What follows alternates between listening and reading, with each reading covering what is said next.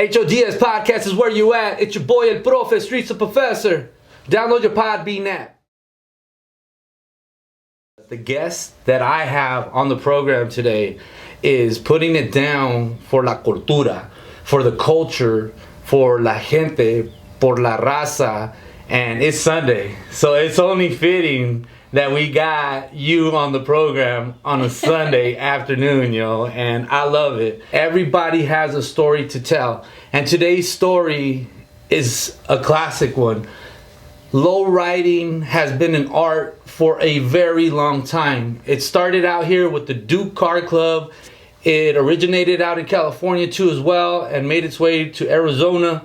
Yo, I used to have lowrider bikes too as well when I was growing up younger. Me and Chunks, big shout out to the homeboy Chunks. And it is amazing. Big shout out to Untouchable Lows Car Club for Nogales, Arizona. I got to represent where I come from too as well. It's amazing to see that the culture never goes away. It's dope to see, and I really want to say congratulations for what you did and what you are about to do, because you're not only doing it in the state of Arizona, you want this thing to blow up. Yes. Hello everyone, I'm glad to be here today and talk about the proclamation that I have passed in Arizona. I created it, as you said, for our traditions. Definitely, I wanted to create a platform for us Chicanos to be able to celebrate and honor our traditions, our culture, and now we have that. Now we have an official holiday for that. Most definitely. So the month of March is officially National Lowrider Month, and we started it here in Arizona, but the wheel's already in motion. We're already having conversations with the White House, and definitely going to be out there, and they are interested in recognizing this holiday as, like I said, a national holiday. Yo, man, this is going to be one of the best decisions that you ever going to make, big dog. You better sit down and pass this, because he owes us brown people something, yo. That's what's up, yo. You just gave me goosebumps, but just what you said, going to the White House, already being in motion, already being talked about, what kind of emotion, what kind of feeling does that give you? Growing up in the late 80s and 90s, cruising, we got shut down a lot, and I've watched my older brothers and my uncles, struggle, and they were stereotyped, and definitely there was just a lot of negativity around cruising and low riding, but it's a lot more than that. It's definitely something that brings families together. It brings communities together, because I remember growing up, when we would go cruising in South Phoenix, we would meet kids from all over. For sure.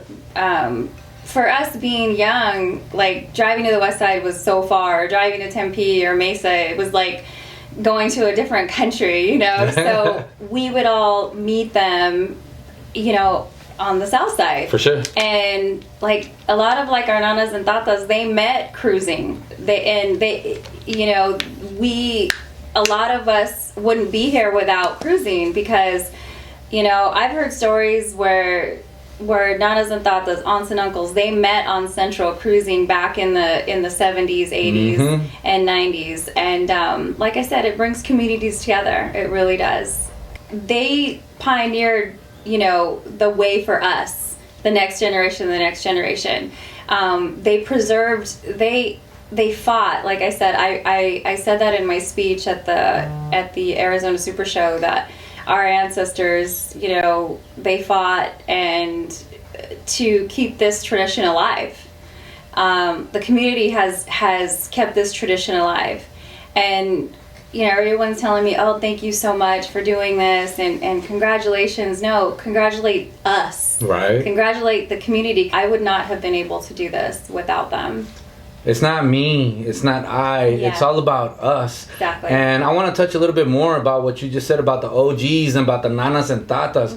One big shout out to all the OGs out there, because a lot of these people are still together.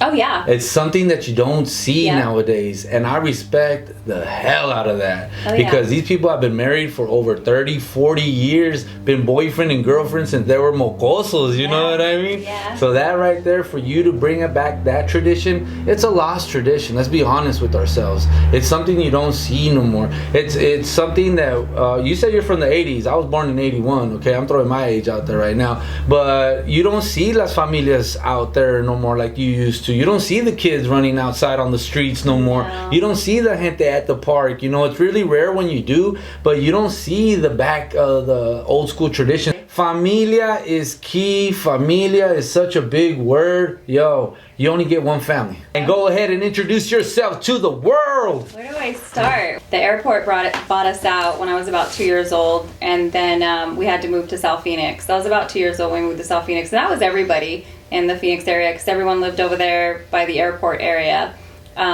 So, like my oldest brother, he was a part of the gang, Golden Gate Barrio, and you know, you had all the old gangs like Garfield, Dubavilla, Las Cuatro Smipas, and all the, yeah. Yep. So, but yeah, so we moved to the South Side, and then, you know, Southside Posse was created, and then my younger brother, he kind of hopped on that. So, I mean, I hate to say this, but you know, I had that typical barrio life, you know, drive-bys at our house once in a while, and yeah, and I got shot. Yeah. I was driving home from a party, and a rival gang saw my brother and his friends, and I just happened to be with them in the car, and they started shooting at us, and I got shot in the head. Oh, damn. Oh yeah, so I still have shrapnel on the left side of my skull from that. That's crazy. And but yeah, I was 15 years old, and but yeah, I mean, my life was just it was not normal. Like, to me, it was normal, you know. Right. But growing up now and seeing how life is supposed to be, it's like, God, I didn't have a normal life. But to us growing up, that was normal. You know, yeah. Stealing cars in 8th grade. I used to steal cars with my friends in 8th grade. Right. You know, we wrecked a car into someone's house when I was in 8th grade. And I have daughters. I have 2 daughters. Yeah. And if my daughters would do stuff like that, I would whoop their ass. Like, what? Yeah. So I was traviesa. Do your daughters know your stories? No. Yo, check out the podcast, yo. No, they grew up in Chandler. Okay. So I moved out of South Phoenix when I was about 28 years old. And so, like, they grew up, they went to Hamilton High School. They went to school with Jerry Rice's son. Hey, big shout out to Jerry Rice, yo. With Jerry Rice's son. And they have no idea. They don't even know. And who did you go to school with? Sleepy, Smiley, Sad Face? Yeah, right? Seriously. But yeah, so their life totally different from me growing up, and but yeah, I mean, they're lucky. But again, like, I grew up, you know, South Phoenix, going to Southside. We had riots at our high school. For real. You know, it's just insane. It is what it is. Yeah. That's the way we ate. Know? That's what we lived. Yep. That was the tradition Yeah. that we carried. But that's what made us who we are now. Yeah. That's the kind of person that made the woman that is standing right here in front of us. Oh, yeah. You know? Yeah. And look at I what you're wouldn't change doing. it for the world. I think not having money is what made me that creative genius, because I've done a lot. I did everything I could to get out of South Phoenix. For sure. And fortunately, I was born smart. I was very smart. My dad was intelligent. I inherited his brain. I'm the youngest of 5. Nice. So my parents would always tell me, you got to do something, you know, with that brain of yours. And I didn't do anything really until, like, I want to say, like, my late 20s, early 30s. I ended up waking up and going back to college. So I went to school, you know, for a little bit, and I ended up becoming an entertainment reporter, because one of my friends, he was starting his own reality show, and it was like he was creating a show to be on the Travel Channel. Okay. And so he was shooting a pilot, and the girl that was supposed to be his host didn't show up. All right. And he had told me, go out there and come see my show. We're shooting our pilot. I said, okay. So I show up, and he says, oh man, I said, he was upset, and he was da da da. And I said, what's going on? He's like, man, that freaking girl didn't show up. Well, he didn't use that girl, he used other names. But he says, yeah, she left me hanging, and you know, I have people that I got to interview over here. And so he's like, you think you could do it? I said, hell no, I can't do that. And he says, all you got to do is just ask them questions. And so I did it, and he loved it, and he ended up hiring me as his new host. Of course. And so he says, okay, well, you have a gig. We have your first real gig next weekend. I said, all right, who am I interviewing? He said, Snoop Dogg. What? And I'm like, what? I said, and I'm like, you're joking. He goes, yeah, no, it's NBA All-Star Weekend's being hosted here in Arizona and Scottsdale. And Snoop Dogg's coming as a guest to an after party, and everybody's going to be at that after party interviewing him, because that's when like YouTube first blew up, and everybody was becoming YouTubers and whatever. And so I'm like, damn, that's crazy. But yeah, I showed up, and we're there waiting, you know, and I was there for like 3 hours waiting for Snoop to come.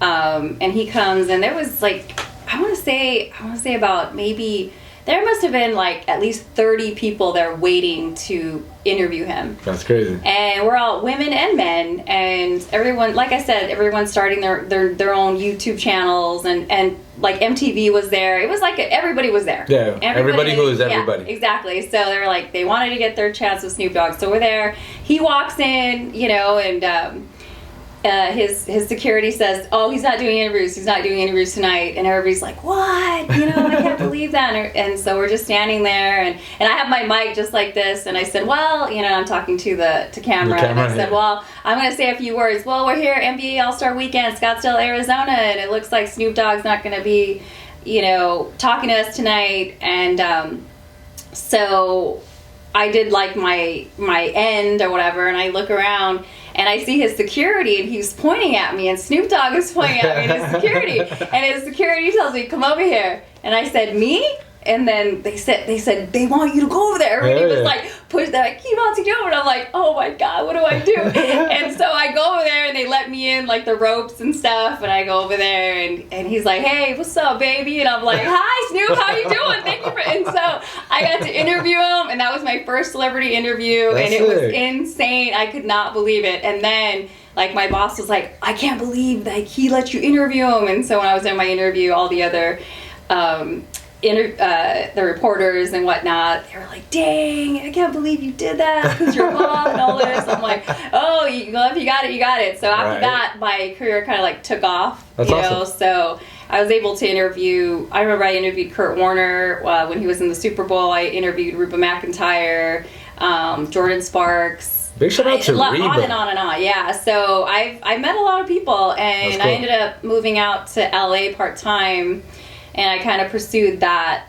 little venture career, and it was pretty lucrative, and just saved my money. Then I started investing in companies. Awesome. And then it kind of just snowballed from there, and I started learning business. I kind of I latched on to mentors, and because one of my cousins, he actually went to Harvard Business School, and he's from the South Side. Nice. So he was kind of like a big deal, because we grew up with nothing, from the South Side, very smart, went to ASU. Once he graduated ASU, he ended up going to Harvard Business School, and so he took me under his wing. And he was actually my second cousin. He was my dad's first cousin, so he was a lot older than me. He was like in his 50s. But you know, in the raza, if he's cousin, he's a cousin. Oh yeah, for sure. I mean, even second cousin, that's close, right? So, but yeah, he took me under his wing, and he taught me everything business. He taught me finance, taught me how to dress, because I didn't know how to dress. He's like, don't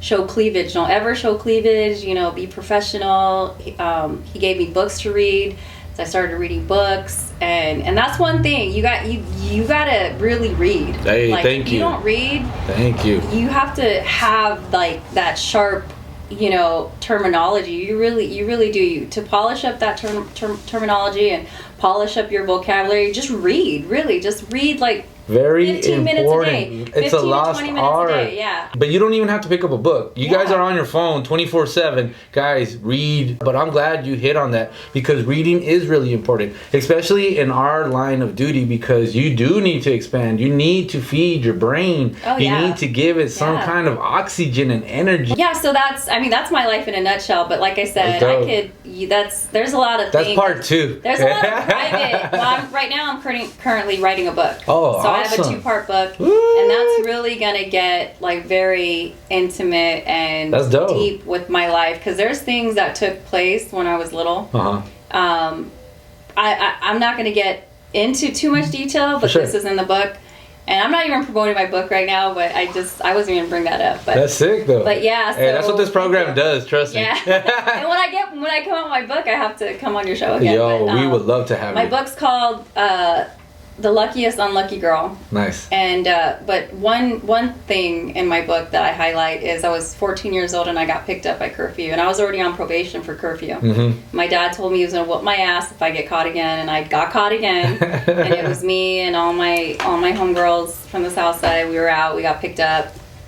And curfew, that's how old we are. Yeah, I know. Do you know where your kids are? 10:30. You heard that? Remember that commercial? Yeah. Do you know where your kids are at? You know. I like that. I love it. I love it. But yeah, so there was about 4 of us, and he dropped all my girlfriends off. He got down, wrote them their ticket, met their parents, dropped them off, went to the next one, blah, blah, blah. And then when it came to me. He knew my address, and we drove past my house. I said, that was my house right there. And he goes, yeah, I know. And he pulls up about 4 houses down and he parks. And I said, I'm like, what's going on? Why did you, and he was like, well, he starts asking me these questions and blah, blah, blah. And then, I said, he's like, are you scared? I said, yeah, I'm scared. I said, my dad's going to freaking whoop my butt. and so we just started talking, and he says, I could tell you're different from your friends, and da-da-da. And he's like, what are you going to do with your life, and what do you want to do, And so we were like talking, and it was like weird. I'm like, what the freak is going on? And then he leans over and he fixes my hair, and he says, wow, he's like, you're beautiful. What? He says, how old are you? I said, kind of weird. I said, I'm 14. Oh, it got really weird. It got weird. And it got like sexual assaulted weird. Yeah. Oh shit. And yeah, so I'll never forget that night, and I never got the curfew ticket. But it changed my life. I could imagine. And it wasn't a good thing. Yeah. So yeah, and I told my friends, but the thing that he left me with was, nobody's gonna believe a little Mexican girl from South Phoenix over a cop. So don't say nothing because you're gonna get in trouble. Oh shit! And he says, your parents are gonna get in trouble. He says, your dad will get arrested for something like fraud or something like that. So you don't want to make a fuss over this. And again, nobody's gonna believe you. And so even like when I told my friends didn't. Some of them believed me, some of them didn't, and they said, no, you can't say nothing, you're going to get in trouble, they're not going to believe you, and then your parents are going to get upset. And I had already experienced things like that with other friends when they had tried to go forward to their parents and say, well, my uncle did this to me, or so-and-so, there was this man who did this to me, and like back then, like, it's like nobody did anything about it. Nah, it was different. It was different. Yeah, so it was kind of like, all right, don't say nothing, or it's like we got in trouble or something, and like, why am I in trouble for someone doing that to me? For sure. And a lot of that did go around back then. Oh yeah. Oh yeah. And so so that was, like I said, I always tell everybody, anything and everything that could happen to a girl in South Phoenix happened to me. Wow. Like I got shot. I got assaulted by a police officer when I was 14. My boyfriend, when I was 15, he just got out of jail because he killed his brother. Yeah. But it was for self-defense. Uh-huh. And he was only 17 and I was 15. And my dad said that I couldn't be with him anymore. Right. Like he made me break up with him. So I broke up with him because he was in a gang, and he just wasn't a good guy for a walk. And we're walking, because walking in the desert back in the day, it was like that's what you did. Normal. It was normal. Yeah, you hung out. You walked around the desert. You walked up South Mountain. So we did that, and he wouldn't let me leave. Oh shit! And so he kept me hostage for like 6 hours. Oh damn! Yeah, it was crazy. Like and then yo, you been through it, girl. Dude, yeah, you don't even know. Like he would start like whenever I try to get away from, like he was like throwing rocks at me. He threw me in the cactus. Oh shit! This big old thing of cactus. He threw me in the cactus, and mind you, I was only 15. Yeah. You know, and just a year before that, I had been messed up from that damn cop. Right. You know, and So he pretty much kept me hostage. He freaking beat the shit out of me out there. He's like, "You're mine. You know, you can't break up with me. You know, no. Basically, like if I can't have you, nobody else can, and yada yada." So finally, like he ended up falling asleep. We were up in the mountain, literally up in the mountain, Shit. and it was in like the middle of the night. And he falls asleep, and I noticed he fell asleep. And I just got up and I started running. Yeah, I took off running. Not bad. And I'm screaming and screaming. And then I saw his tata. His tata was outside, you know, just sitting on the porch. I think that he was looking for us because my dad knew I was missing. Yeah. One, he knew we had just broke up. And my dad's smart. He knew something was up. So his tata was like sitting outside.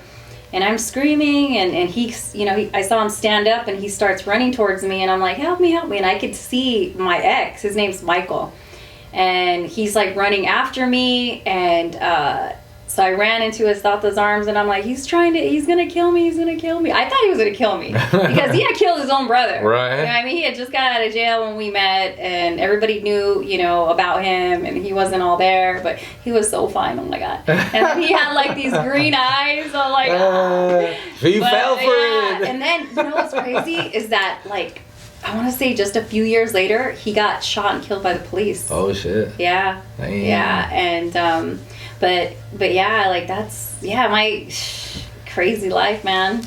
Like seriously, but if you are the original Mi Vida Loca, huh?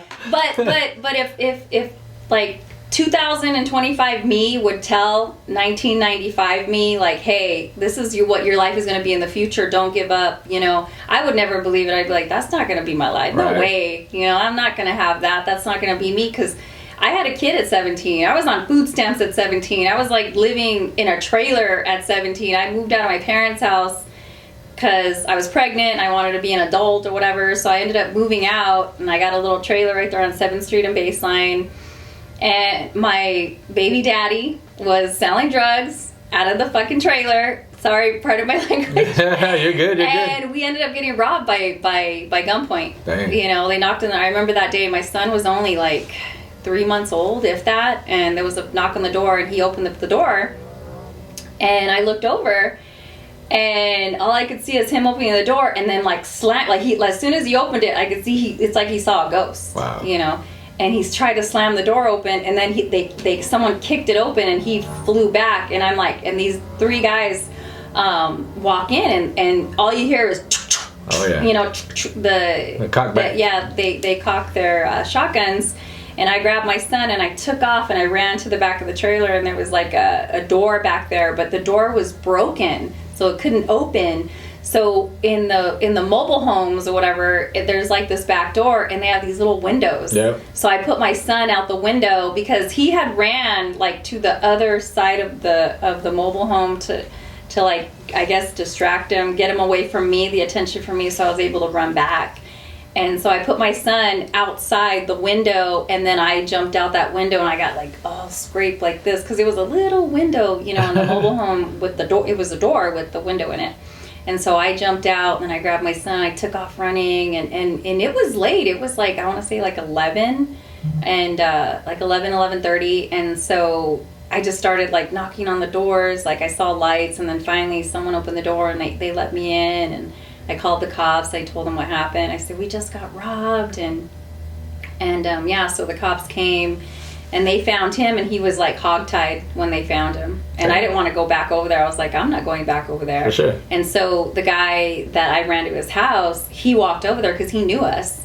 And because it was a small mobile home park, and everybody knew everybody. Of course. So he ran over there, and then once the cops, you know, came, and I was okay, and I went over there, and they told me what happened. But yeah, they tied him up, and it was, it's crazy. Yo, I'm loving this. Yo, we're getting some stories out here today. I don't know if this is what you even wanted. Like, no, this is great. You said hour and a half, so it's like, okay, I love it. This is what it's all about. I mean, you know? this is the raw real me. life. This is me. Yeah, this is what the show's about. Yeah, this is a raw show. And the reason why I also want to come out and speak about myself on podcasts is because people see me in my suits at the Capitol. Right. You know, I'm not a legislator. I'm not a politician. I volunteer at the legislature. I'm a community advocate, and I try to be a voice for the community. I try to represent for the community that can't represent. For sure. You know, because a lot of them, they're afraid. They're afraid to fight and to be out there. Exactly. Yeah. And I'm not.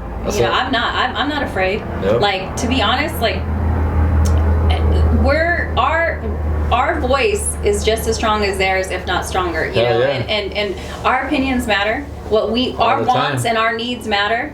You know, and that's why I did the proclamation, because our traditions, they're part of American history too. Hell yeah. You know, just because we're Americans. Yeah. So, like I said, man, low riding goes all the way back to 1940. So we are a part of American history, and that needs to be known. And that's why I did the proclamation. That's why I created that holiday. Hell yeah. We've earned it. It's like, it's way past due. It's long overdue. Very much well said. And that's why so many people have really just...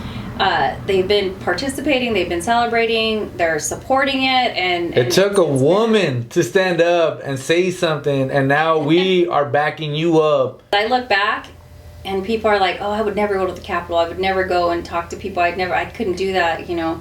And I'm like, well, why not? What's the big deal? You know, that's what it's there for. It's open to the public. You can go in there and you can write a bill if you want to. For sure. You feel like you want to write a bill or a proclamation, you can do that. Right. You just have to get someone to endorse it. It's not a big deal. But I look at my life and I said, all the shit that I've been through in my life, you think I'm afraid to walk into that Capitol and write a proclamation and try to get it passed? This ain't nothing. Right. You know? I'm like, no. There's a lot of people that probably have the same intuitions, the same dreams that you might have. And guess what? Once you find those right people, it's like creating a team. And that's what we were talking about earlier, Gronomics and I. And you create the right team and the right personnel, guess what, man? You're unstoppable. It's just like the community, the lowrider community. We're strong. We're huge. Yep. We're all over the place. Yep. We are all the way out in Japan, in Australia. Lowriders and low riding has been an art for centuries, and now you created what needed to be created in the state of Arizona. They were trying to lift the cruising ban, and that didn't work out. So I said, you know what? Well, what can we do? You know, we got to do something. You know, we have to do something. For sure. And that's when I decided I'm going to create this holiday to... We need a platform. We need an official public platform to be able to celebrate and to have a voice during that entire month of March. And I did it. So you are bringing this program to life this Sunday, and I gotta say, you are an amazing woman. Just with everything that you have talked about right now, you have hit the nail on the head. It is amazing to see what you came up and where you came up from to where you are at now. That right there is inspiration in itself. And eres female, eres una señora, eres una mujer. Ladies, this right here is the podcast that you need to listen to, because this right here is an inspiration to all you females out there that want to make a difference. The lady that is right here in front of us, I thank you for coming on to the program. I am so stoked for what is more to come, and especially the book. Yo, we already got a part 2 coming, let me tell you something. And that is just amazing, because I am in awe with everything that you're telling me right now. Like, it is a beautiful thing to hear your story. I'm a storyteller, and this is why I created this program. Everybody has a story to tell, so come on to the program and tell your story. We reached that first part of the program that I like to call Entiendes, Mendez? Slow and low, that's how I'll ride till I die. Entiendes, Mendez? What you think about that?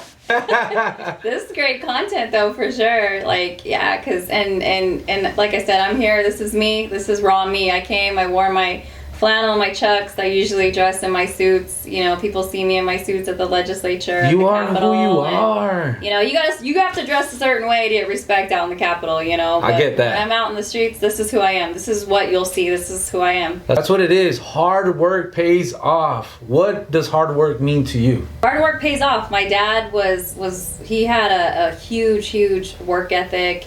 We always had, I mean, I've been working since I was like, I don't know, like 8 years old. I used to work at the bingo hall with my mom. She worked at the snack bar. Mexicanos, bro. Yeah. Whatever you like to say, now it's your time to shine. Oh man, what am I gonna say? I don't even know. Help me out here. What do I say? I've never had my own podcast. There it is. Just keep supporting me. Keep supporting the proclamation. Not even me. Support the initiative. This is a movement. This is an initiative for the community. You know, just if you guys see videos that contain information about the proclamation, promoting it, promoting March, National Lowrider Month, pass it on, share it, make your own videos. I haven't seen anybody make any videos saying Happy National Lowrider Month. Nobody's promoting it themselves yet. They've been promoting my videos and photos and whatnot, but I'd like to see more participation and more community members involved. And we are trying to put together the first commemorative, so it would be the commemorative year because it's the first year, the first National Lowrider Month promo video. Awesome. So we're trying to get everyone together for that, and we don't know where it's going to take place. It might take place at Encano Park. I wanted to do it at South Mountain, for sure. up in South Mountain, because that's where cruising originated, was in South Phoenix. And so we definitely need to get together, and maybe you and I can talk. I've been talking with a lot of different community members, and we're going to have a meeting on how we can get this big promo video done, just to celebrate and promote this movement, this initiative. So, but I think I pretty much said, I talked to you a lot about my life earlier. I don't even know what to say.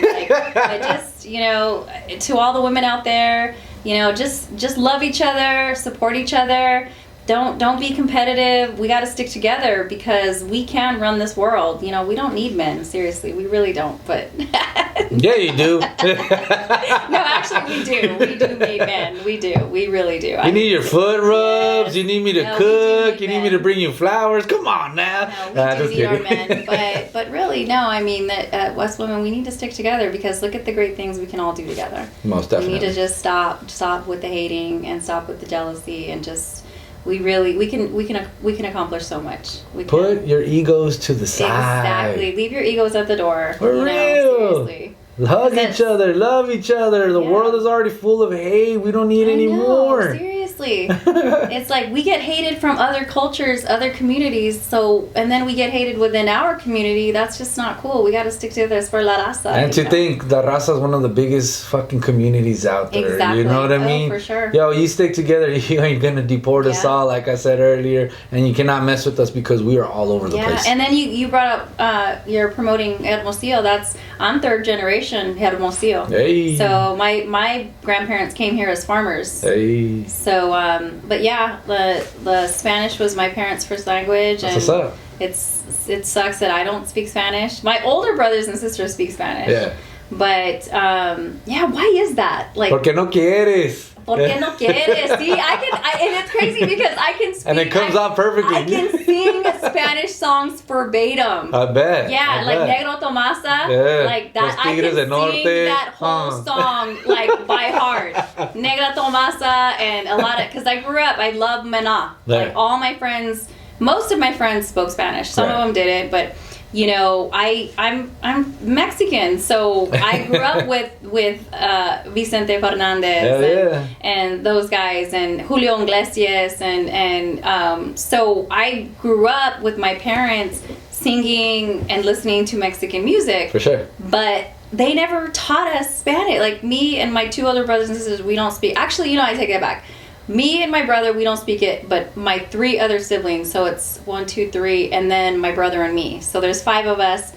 My brother and I, we don't speak Spanish, but the rest, they all speak Spanish. That's crazy. I don't know, I think they just gave up or just stop speaking Spanish. I don't know. That's porque son un chingo, dude. That's what they would say. Son un chingo, learn it yourself. Exactly.